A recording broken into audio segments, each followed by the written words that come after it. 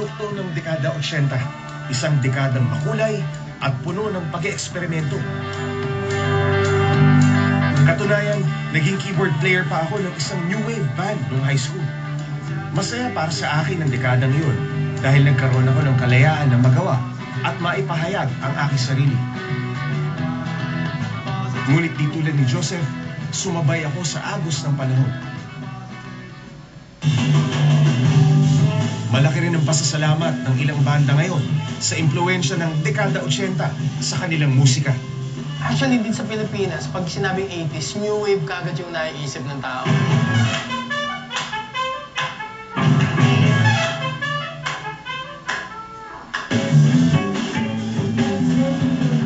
Yung new wave, ito yung bago. Kasi nung 80s, nagdagsa talagang maraming klaseng sound. Yun yun, new wave. Yun nga yun eh, yung bagong wave ng lifestyle, ng culture, ng sound. Kasabay ng new wave, nauso ang paggamit ng mga mobile sound system sa mga house party at iba pang maliliit na venue. Pretty much, lahat nun, it seemed everyone was into the same thing, you know, in a big way. So it's not uncommon for someone on the street or your classmate to be into The Cure or Big Country or Tok Tok or whatever. And then obviously meron din mga mas rabid, no? The more obscure the better, mga ganun. That pretty much is the 80s for me. It's a lot of that. Tapos yung the parties in the villages.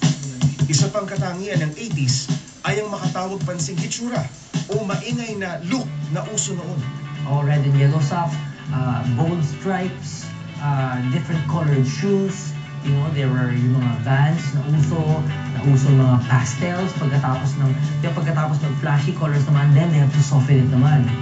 During the 80s kasi we were also under martial law. So in a Philippine setting, dahil na nakapangibabaw tayo ng martial law, medyo merong konting repression, medyo may konting pagpigil, di ba? So lumalabas yung nagkumbaga kapag ang bata kinukulong mo, mas lalong gustong kumawala, di ba? So kumbaga ang nangyari during the 80s, when people had that or had their freedom stifled, lalo they express it in other ways. Sa katauhan ni Joseph, nananatiling buhay ang lahat ng ito. Siya kasi ang sumisimbolo ng isang lumipas na dekada. Si Joseph kasi, madalas ko siya nakikita sa kung saan-saan eksena.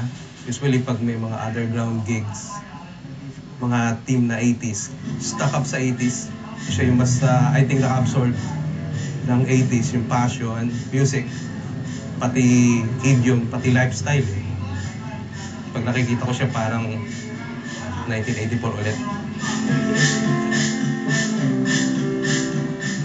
Tumatak ng husto kay Joseph ang dekadang ito dahil ang pakiramdam niya, nagkaroon siya ng kalayaang maging totoo sa kanyang sarili. Gusto mo yung 80s? Ano bang meron doon? Nawala sa 90s, wala sa year 2000? Different eh. Iba eh. Yung romantic. I like it to be that way.